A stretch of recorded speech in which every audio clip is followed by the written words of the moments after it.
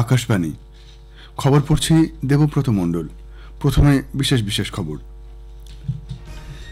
প্রধানমন্ত্রী নরেন্দ্র মোদী আজ দিল্লিতে 12,200 কোটি টাকারও বেশি একাধিক উন্নয়ন প্রকল্পের উদ্বোধন ও শিলান্যাস করবেন। দেশের গ্রামগুলিকে উন্নয়ন ও সুযোগের গতিশীল কেন্দ্র হিসেবে গড়ে তোলার আহ্বান জানিয়েছেন প্রধানমন্ত্রী। ভারতীয় রেল আসন্ন মহাকুম্ভ মেলা চলাকালীন তীর্থযাত্রীদের জন্য 13,000 ট্রেন চালাবে। কেন্দ্রীয় তথ্য প্রযুক্তি মন্ত্রী অশ্বিনী বৈষ্ণব বলেছেন, 2025-এর ব্যক্তিগত ডিজিটাল তথ্য সুরক্ষা আইনের খসড়ায় নাগরিকদের তথ্য এবং অধিকার সুরক্ষিত রাখার সংস্থান রয়েছে। মার্কিন জাতীয় নিরাপত্তা উপদেষ্টা জেক সুলিভান দুদিনের সফরে আজ ভারতে আসছেন। সিডনিতে অস্ট্রেলিয়ার বিরুদ্ধে বর্ডার গাভাস্কার ট্রফির পঞ্চম টেস্টে জয়ের জন্য ভারত 162 রানের লক্ষ্যমাত্রা রেখেছে। আসছি বিস্তারিত খবরে। প্রধানমন্ত্রী নরেন্দ্র মোদী আজ দিল্লিতে 12,200 কোটি টাকারও বেশি একাধিক উন্নয়ন প্রকল্পের উদ্বোধন ও শিলান্যাস করবেন। শাহিবাবাদ থেকে নিউ অশোকনগরের মধ্যে দিল্লি গাজিয়াবাদ মিরাট নমো ভারত করিডোরের 13 কিলোমিটার অংশেরও তিনি আজ সূচনা করবেন। শাহিবাবাদ RRTS স্টেশন থেকে নিউ অশোকনগর RRTS স্টেশন পর্যন্ত নমো ভারত ট্রেনে চড়বেন তিনি। জনকপুরী এবং দিল্লি মেট্রোর চতুর্থ পর্যায়ের কৃষ্ণা পার্কের মধ্যে 2.8 কিলোমিটার অংশেরও তিনি আজ উদ্বোধন করবেন। এই প্রকল্পের মোট ব্যয় 1200 কোটি টাকা। পশ্চিম দিল্লির কৃষ্ণা পার্ক, বিকাশপুরীর কিছু অংশ, জনকপুরী এবং অন্যান্য অঞ্চলগুলি এই নতুন রুট চালু হলে উপকৃত হবে। এছাড়াও প্রধানমন্ত্রী দিল্লি মেট্রোর চতুর্থ পর্যায়ের 26.5 কিলোমিটার দীর্ঘ রিথালা কুণ্ডলী বিভাগের ভিত্তিপ্রস্তর স্থাপন করবেন। এই প্রকল্পের মোট ব্যয় 6,230 কোটি টাকা। এই করিডোরটি দিল্লির রিথালাকে হরিয়ানার নাথুপুরের সঙ্গে সংযুক্ত করবে। এছাড়া নতুন দিল্লির রোহিণী কেন্দ্রীয় আয়ুর্বেদ গবেষণা প্রতিষ্ঠানের জন্য নতুন অত্যাধুনিক ভবনের শিলান্যাস করবেন প্রধানমন্ত্রী। প্রধানমন্ত্রী গ্রামীণ ভারতের ক্ষমতায়নের উপর জোর দিয়েছেন। গতকাল দিল্লিতে গ্রামীণ ভারত মহোৎসব 2025-এর উদ্বোধন করে তিনি দেশের গ্রামগুলিকে বিকাশ এবং সুযোগের এক গতিশীল কেন্দ্র হিসেবে গড়ে তোলার আহ্বান জানিয়েছেন। প্রধানমন্ত্রী বলেন, গ্রামীণ মানুষের মর্যাদাপূর্ণ জীবনযাপনের উপর অগ্রাধিকার দেওয়া হচ্ছে। এই লক্ষ্য অর্জনে সরকার প্রত্যেক গ্রামে ন্যূনতম সুযোগ সুবিধা নিশ্চিত করতে অভিযান শুরু করেছে। শ্রী মোদী উল্লেখ করেন, গ্রামীণ সমাজকে স্বয়ংসম্পূর্ণ করে তুলতে প্রধানমন্ত্রী কিষাণ সম্মান নিধির অধীনে 3 লক্ষ কোটি টাকা দেওয়া হয়েছে কৃষকদের। প্রধানমন্ত্রী বলেন, গ্রামাঞ্চলের মানুষের সুবিধা এবং বিকাশের লক্ষ্যে স্বচ্ছ ভারত অভিযান, প্রধানমন্ত্রী আবাস যোজনা, জল জীবন মিশনের মতো প্রকল্পগুলি হাতে নেওয়া হয়েছে। দেশের লক্ষ লক্ষ গ্রামের প্রতিটি পরিবারে পানীয় জল পৌঁছে দেওয়া হচ্ছে। 1.5 লক্ষের বেশি আয়ুষ্মান আরোগ্য মন্দিরের মাধ্যমে আরও ভালো স্বাস্থ্য পরিষেবা দেওয়া হচ্ছে। প্রধানমন্ত্রী বলেন, ডিজিটাল প্রযুক্তি ব্যবহার করে সরকার দেশের সেরা হাসপাতাল এবং চিকিৎসকদের সঙ্গে গ্রামের সংযোগ ঘটিয়েছে। এই প্রসঙ্গে তিনি টেলিমেডিসিনের সুবিধার কথা উল্লেখ করেন। 2023-24 অর্থবর্ষে ভারতে গ্রামীণ দারিদ্র্য 4.86% হারে কমেছে। 2011-12 অর্থবর্ষে এই হার ছিল 25.07%। স্টেট ব্যাংক অব ইন্ডিয়ার এক সমীক্ষায় জানা গেছে, পুরো এলাকায় গত 12 বছরে দারিদ্র্যের হার 13.7% থেকে কমে 4.09% হয়েছে। সরকারি সহায়তা এবং গ্রামীণ ক্ষেত্রে মানুষের ব্যয় করার ক্ষমতা বৃদ্ধির কারণে গ্রামীণ দারিদ্র্যের হার কমেছে বলে মনে করা হচ্ছে। ব্যাংকের রিপোর্টে জানানো হয়েছে, সরকারি পর্যায়ে সহায়তার ফলে খাদ্যপণ্যের দাম কমেছে এবং এর ফলে খাদ্যশস্যের পেছনে মানুষের ব্যয়ও বহুলাংশ কমেছে। 2021 সালে জনগণনা পরিসংখ্যান সম্পূর্ণভাবে পাওয়া গেলে এই হিসেবে সামান্য কিছু পরিবর্তন হতে পারে। এছাড়া পুরো এলাকায় দারিদ্র্যের হার আরও কমার সম্ভাবনা রয়েছে। ভারতীয় রেল আসন্ন মহাকুম্ভ মেলা চলাকালীন তীর্থযাত্রীদের জন্য 13,000 ট্রেন চালাবে। এর মধ্যে রয়েছে 10,000 অনিয়মিত ট্রেন ও 3,000 স্পেশাল ট্রেন। এই ট্রেনগুলি কুম্ভ মেলার আগে এবং পরে অতিরিক্ত 2 থেকে 3 দিন সহ 50 দিন ধরে চালানো হবে। প্রয়াগরাজের মহাকুম্ভ মেলায় প্রায় 40 কোটি মানুষের ভিড় হবে বলে আশা করা হচ্ছে। এই ভিড় পরিচালনা একটি গুরুত্বপূর্ণ চ্যালেঞ্জ হয়ে দাঁড়িয়েছে। উত্তর মধ্য রেলের মুখ্য জনসংযোগ আধিকারিক শশীকান্ত ত্রিপাঠী জানিয়েছেন, তীর্থযাত্রীদের মসৃণ ও নিরাপদ অভিজ্ঞতা নিশ্চিত করতে একটি পরিকল্পনা তৈরি করেছে রেল। বিশৃঙ্খলা ও যানজট রোধে জনগণের চলাচল একমুখী রাখা হবে। বিভ্রান্তি ও যানজট এড়াতে যাত্রীদের নিজ নিজ প্ল্যাটফর্মে যাওয়ার আগে যাত্রী কেন্দ্রে নিয়ে যাওয়া হবে। পুণ্যার্থী ও দর্শনার্থীদের যোগাযোগ, যাতায়াত ও সুযোগ সুবিধা নিশ্চিত করতে সরকার ও রেলওয়ে কর্তৃপক্ষ একযোগে কাজ করছে। উল্লেখ্য, প্রয়াগরাজের গঙ্গা, যমুনা ও সরস্বতী নদী সঙ্গমস্থলে 13 জানুয়ারি থেকে 26 ফেব্রুয়ারি পর্যন্ত মহাকুম্ভ মেলা অনুষ্ঠিত হবে। উৎপাদক ও গ্রাহক রাজ্যগুলির মধ্যে বিভিন্ন কৃষি পণ্যের দামের পার্থক্য কমাতে কেন্দ্রীয় সরকার পরিবহন এবং স্টোরেজের ব্যয় বহন করবে বলে কেন্দ্রীয় কৃষি ও কৃষক কল্যাণ মন্ত্রী শিবরাজ সিং চৌহান জানিয়েছেন।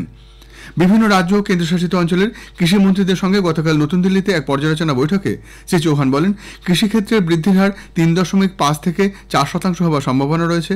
তিনি জানান, প্রধানমন্ত্রী কিষাণ সম্মান নিধি প্রকল্পের অধীনে দেশের 11 কোটি কৃষককে 3.46 কোটি টাকা দেওয়া হয়েছে।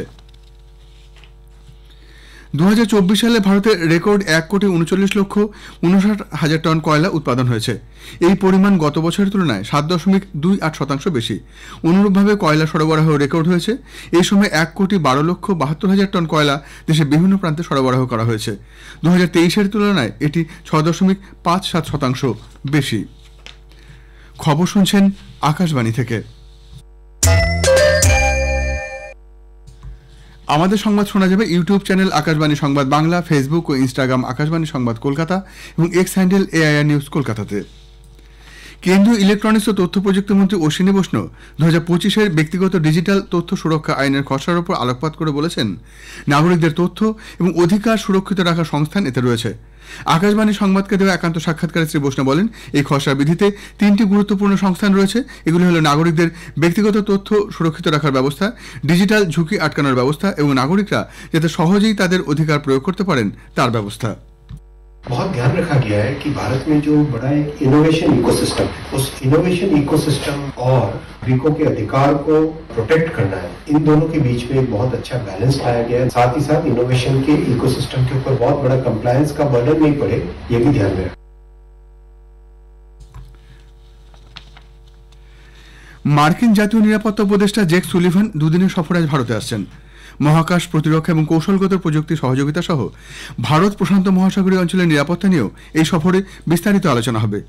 সুলিভান ভারতের বিদেশমন্ত্রী ডক্টর এস জয়শঙ্কর ও অন্যান্য ভারতীয় নেতাদের সঙ্গেও সাক্ষাৎ করবেন। তিনি ইন্ডিয়ান ইনস্টিটিউট অব টেকনোলজি দিল্লিতেও যাবেন। সেখানে তিনি তরুণ ভারতীয় উদ্যোগপতিদের সাথে সাক্ষাৎ করবেন। মার্কিন যুক্তরাষ্ট্রের 47তম রাষ্ট্রপতি হিসেবে ডোনাল্ড ট্রাম্পের অভিষেকের আগে এবং 20 জানুয়ারি রাষ্ট্রপতি জো বাইডেনের অফিস ছাড়ার ঠিক আগে এই সফর অনুষ্ঠিত হচ্ছে। উল্লেখ্য, ডক্টর জয়শঙ্কর সম্প্রতি ওয়াশিংটন সফর করেন এবং সুলিভানের সঙ্গেও বৈঠক করেন।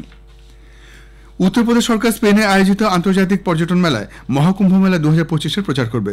মহাকুম্ভ মেলাকে সাংস্কৃতিক ঐতিহ্য হিসেবে উপস্থিত করা হবে এবং এর আধ্যাত্মিক, ঐতিহাসিক ও সাংস্কৃতিক তাৎপর্য তুলে ধরা হবে। উত্তরপ্রদেশ পর্যটন বিভাগ মাদ্রিদে আন্তর্জাতিক পর্যটন মেলায় মহাকুম্ভের জাঁকজমক বিশ্বমঞ্চে উপস্থাপনের পরিকল্পনা তৈরি করেছে। পর্যটন মেলায় মহাকুম্ভ 2025 এবং উত্তরপ্রদেশের সমৃদ্ধ সাংস্কৃতিক উত্তরাধিকারকে কেন্দ্র করে থিমাটিক গ্র্যান্ড প্যাভিলিয়ন প্রদর্শিত হবে। কেন্দ্রীয় বস্ত্রমন্ত্রী গিরিরাজ সিং গতকাল পশ্চিমবঙ্গের নদিয়ার ফুলিয়ায় ইন্ডিয়ান ইনস্টিটিউট অব হ্যান্ডলুম টেকনোলজির নবনির্মিত ভবনের উদ্বোধন করেন। শ্রী সিং তার ভাষণে বলেন, এই বাংলার মাটি বঙ্কিমচন্দ্র, নেতাজি ও বিবেকানন্দের স্পর্শধন্য। বাংলাকে কোনোভাবেই বাংলাদেশ হতে দেওয়া হবে না বলে তিনি মন্তব্য করেন। এ রাজ্যে NRC এবং CAA চালু করতে তিনি মানুষকে সচেতন হওয়ার আহ্বান জানান। সাংসদ জগন্নাথ সরকার হস্তচালিত তাঁতশিল্পীদের সাহায্যের জন্য নতুন চিন্তাভাবনার প্রয়োজনীয়তার উল্লেখ করেন। রাজ্যের বিরোধী দলনেতা শুভেন্দু অধিকারী তাঁতশিল্পে ব্যবহৃত বিদ্যুতের মাসুল বাণিজ্যিক হারের পরিবর্তে গার্হস্থ্য হারে দেওয়ার দাবি করেন। আমাদের জেলা সংবাদদাতা এই খবর দিয়ে জানাচ্ছেন, 2025 সালে Indian institute of handloom technology চালু হওয়ার পর এটি কারিগরি শিক্ষা প্রতিষ্ঠানে চলত। কেন্দ্রের দেওয়া প্রায় 76 কোটি টাকা ব্যয়ে নির্মিত নতুন ভবনে স্মার্ট ক্লাসরুম, ছেলে ও মেয়েদের জন্য পৃথক হস্টেল, অত্যাধুনিক ল্যাব, কনফারেন্স রুম ও প্রশাসনিক ভবন এতে রয়েছে।